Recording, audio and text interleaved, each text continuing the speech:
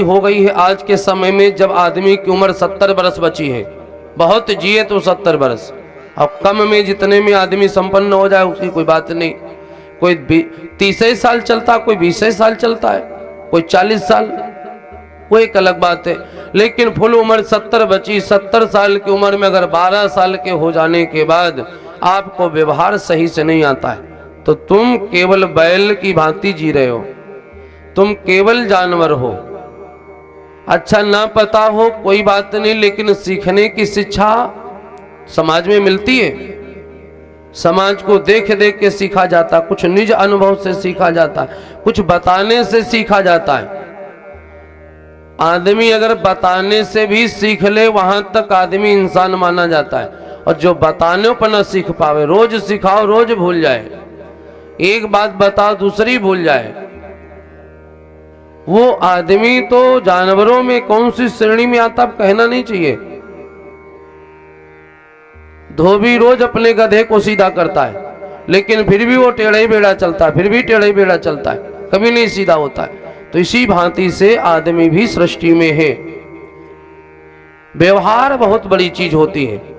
व्यवहार के बस में भगवान बांसुरी बजाते हैं, तीनों लोग, यहां तक कि माता सरस्वती भी नाचती है भगवान कृष्ण की बंसी पे। कोयल किसी को कुछ दे नहीं देती है और कौवा किसी से कुछ ले नहीं लेता है, फिर भी कौवा बोले तो लोग कहते क्या काम काम कर रहे हो, चुप बैठो। अब कोयल बोलती, लोग कहते बड़ा मनोहर लगता है। व्यवहार, बोले फलाने भैया से बोल दो ये काम हो जाएगा। क्यों? आदमी जानता फलाने को तरीका पता है, बड़े समझदार हैं, उनसे बोल देंगे काम हो जाएगा। घर में कोई आदमी होता जो अड़बड़ सड़बड़ करता रहता, उसको काम नहीं दिए जाते, कहते हैं ये बैल बुद्धि है, कर ही नहीं पाएगा, इसको चाहे जितना सिखाओ। तो आदमी उसको बैल समझ के छोड़ देता है।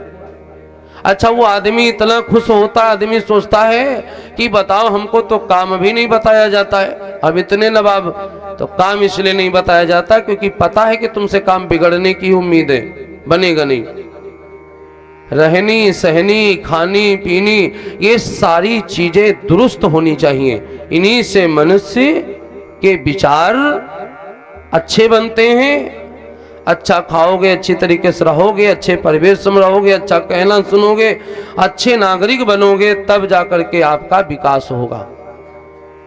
पढ़ भी लिए तुमने MBBS और फिर भी तुम्हें व्यवहार नहीं आया, तो MBBS पढ़ने के बाद भी लोग घर ही में पढ़े। जो जितने लायक होता है उसको उतनी लायक की योग्यता के अनुसार काम मिलता है। इसलिए हमेशा आदमी को लायक बनना चाहिए। व्यवहार बड़ों के साथ कैसा, छोटों के साथ कैसा, गुरु के साथ कैसा, भगवान के साथ कैसा, ये व्यवहार बहुत जरूरी है सीखना। आज के समय में व्यवहार आदमी का बिगड़ रहा है। वो कहते ना किस ओर तेरी मंजिल, किस ओर जा रहा है। अगर वकील आदमी डॉक्टरी सीखने लगे तो काम गड़बड़ नहीं है, वो वकालत सीखे। दुविधा में दोनों गए, राम मिली ना माया, ना वो डॉक्टर बन पाए ना वकील। तो जो काम मिला है उस काम को हर आदमी YouTube पे ढूंढता है, किताबों में ढूंढता है। क्या ढूंढता है? सफलता का राज, सफलता कैसे लगेगी हाथ। और मेरी समझ में जो आज तक आया इतने वर्षों में, एक बात समझ में आई है, कोई भी काम आपको मिले आप उससे बेटर से बेटर ढंग से करने की कोशिश करें, बढ़िया से बढ़िया करने की कोशिश करें, पूरी जिम्मेवारी से। यही सफलता का राज है। बाल काटने वाला आदमी लखनऊ में 50 रुपए लेता, दिल्ली में 200 और बंबई में 700-800 लेता है। और लखनऊ में भी ऐसे सैलून है जहां पर बाल काटने के 1000 लेते। कैंची वही है, बाल वही है, तरीका बदला है। तरीका सही होगा तो आप कहीं भी जाएंगे क्षेत्र में आगे ही जाएंगे, जीवन पर्यंत कभी पीछे नहीं जाएंगे। भगवान कृष्ण जी की आराधना करते हैं भगवान शंकर, क्योंकि कृष्ण और राम एक ही हैं। राम और कृष्ण एक ही हैं। तो राम जी को इष्ट मानते भगवान शंकर, तो कृष्ण को भी इष्ट मानते। सोचते हैं कि मैं अपने इष्ट से मिलने जा रहा हूं, तो ऐसे कैसे जाऊं? क्या मैं शंकर बन के जाऊं? अगर शंकर बन के जाऊंगा तो इष्ट का अनादर होगा। क्यों अनादर होगा? एक बात और कथा जी बताती, यदि आप कहीं गए हैं और आपका मान्य बैठा है, जैसे गुरु भगवान बैठे, मान्य में भी कई कैटेगरी होती, रिश्तों के मान्य नहीं, गुरु भगवान बैठे, संत भगवान बैठे, और आपसे कोई छोटा है तो इनके सामने छोटे से पैर नहीं छुआने चाहिए। इसीलिए मंदिर में जाइए तो कोई भगत आवे आपसे छोटा हो तो पैर छूने लगे तो नहीं छुआना चाहिए, क्योंकि बड़े के सामने कभी सम्मान नहीं लेना चाहिए अपना, क्योंकि तुमसे भी बड़ा कोई वहां बैठा है और आप किसी के बड़े हो तो आप सम्मान लोगे तो सम्मान मिलेगा नहीं, बाकी जो तुम्हारे जीवन में सम्मान है वो भी चला जाएगा। इससे सम्मान की हानि होती है। भगवान शंकर ने मन में विचार किया कि कृष्ण मेरे इष्ट हैं, यदि मैं शंकर जी वाले भेष में जाऊंगा, वहां लोग कृष्ण के दर्शन कर रहे हैं, फिर लोग समझेंगे भोलेनाथ आ गए, तो लोग मेरे दर्शन के लिए दौड़ेंगे, तो वहां मेरे इष्ट का अनादर हो जाएगा।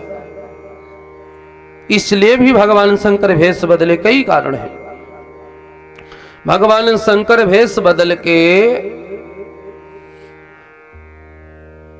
नगर में प्रवेश किए, और नगर में जब प्रवेश किए, गांव में पहुंचे जाकर के नंद जी के द्वार।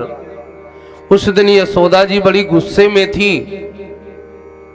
यशोदा जी गुस्से में इसलिए थी क्योंकि थोड़ी देर पहले ही अभी पूतना आई थी।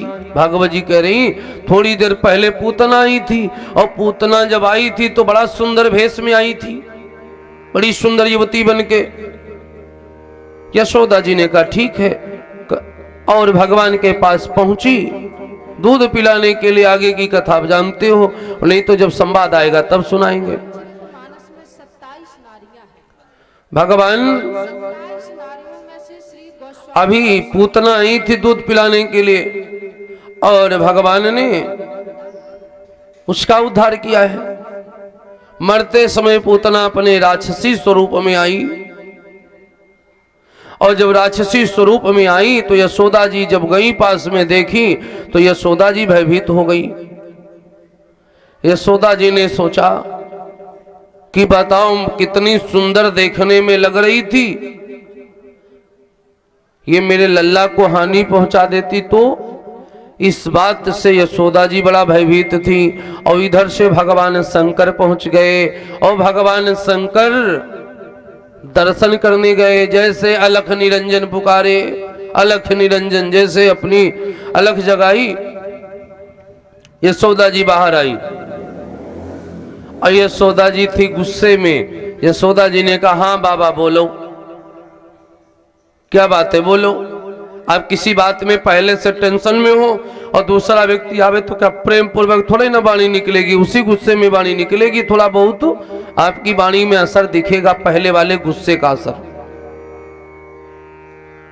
यशोदा जी ने कहा हाँ बाबा बोलो, थोड़ा तेज स्वर में बोली। शंकर जी बड़े विनम्र भाव से बोले मैया मैं आपके लाला के दर्शन करना चाहता हूं, आपका लाला देखने के लिए आया हूं। यशोदा जी ने कहा आज से मैं अपना लाला किसी को नहीं दिखाऊंगी, आज से लाला दिखाना बंद। मैं किसी को अपना लल्ला नहीं दिखाऊंगी, क्योंकि पता नहीं कैसे कैसे लोग आ जाते हैं मेरे लल्ला को देखने के लिए। अब मैं किसी को अपना लल्ला नहीं दिखाऊंगी, क्योंकि पूतना से भयभीत हो चुकी हैं।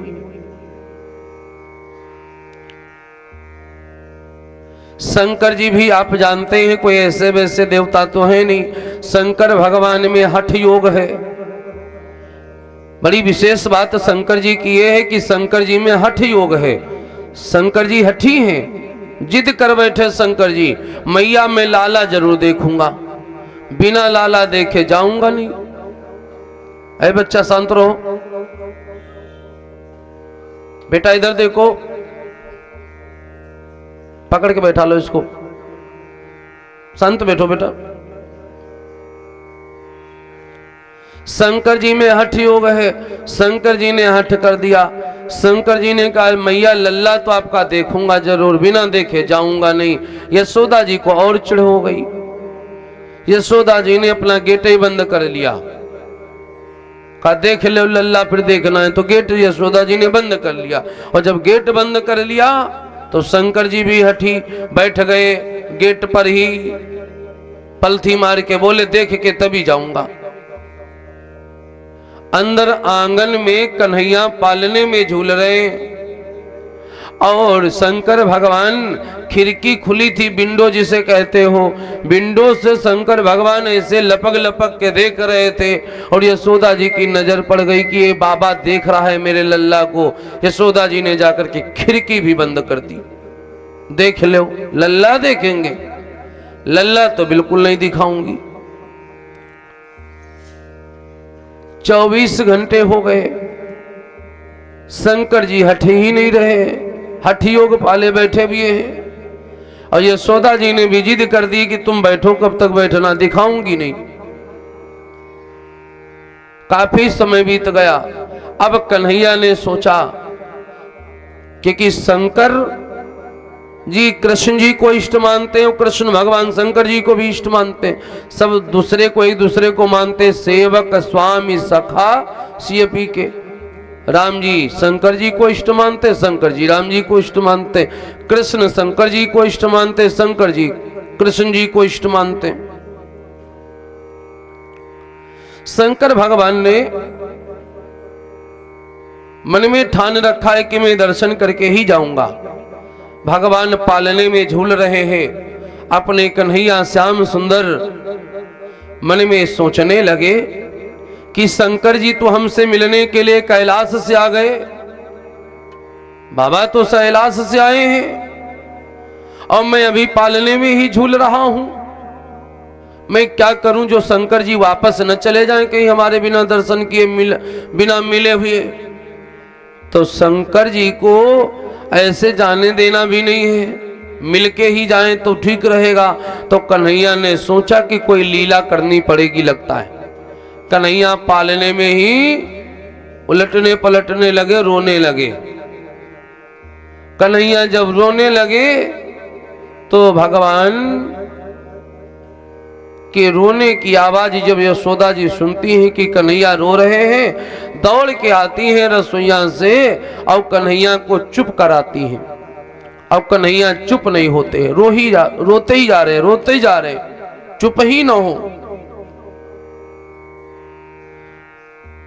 कहते हैं काफी देर हो गया, यशोदा जी ने प्रयत्न काफी किए कि कन्हैया चुप हो जाएं, चुप हो जाएं, लेकिन कन्हैया चुप होने का नाम ही नहीं ले रहे हैं। और इतनी देर में ही माता रोहिणी जी का आना हो गया।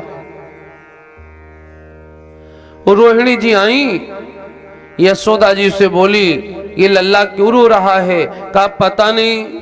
तो कहे खिड़की विंडो ये सब क्यों बंद की हो?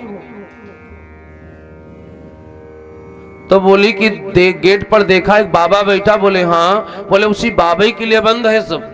वो बाबा आया है, कहता है कि तुम्हारा लल्ला देखूंगा और लल्ला मुझे दिखाना नहीं है। या बाबा पता नहीं क्या कर दे मेरे लाला को, इसलिए मैं इनको तो दिखाऊंगी नहीं। आपने देखा है बच्चे, अब तो खैर बच्चे रोने लगते तो आदमी मोबाइल दे देता है, वीडियो गेम दे देता है, खेलो, चुप हो जाते। पहले बच्चे जब रोने लगते थे तो माता पिता क्या करते, उन्हें पहले घर भी बड़े होते थे, आंगन बड़े होते थे, तो आंगन में ही लेकर के माता जो है टहलने लगती थी। आंगन में टहलती, थोड़ी हवा लगती, गेट पर जाती, बालक अपने आप चुप हो जाता था। बंद बंद मकान जो है, जहां हवा नहीं पास होती है, उसमें उबा सांसन मचने लगती। बच्चे रोने लगे, ना रोना हो तो रोने लगे। तो ऐसा पहले होता था, बच्चों को लेके इधर उधर टहलते, बच्चे चुप हो जाते। और रोहिणी जी अपनी गोद में लेती हैं और गेट पर आ जाती हैं और जैसे गेट पर आ जाती हैं वैसे भगवान शंकर तो जिद किए बैठे थे दर्शन करने के लिए, और जैसे माता रोहिणी जी गोद में लेकर कन्हैया को खिलाते खिलाते गेट पर आई, भगवान कृष्ण की नजर शंकर जी पर पड़ी और शंकर जी की नजर कृष्ण पे पड़ी। एक दूसरे को देख के मुस्कुरा दिए, ऐसा लगा कि मानो कि दर्शन हो गए, और दर्शन के लिए ही तो व्याकुल थे कृष्ण जी भी और शंकर जी भी व्याकुल थे। दर्शन हो गए तब तलक यशोदा जी फिर आ गई और कन्हैया को लेकर के अंदर चली गई। बोली कि कहा था कि बाबा के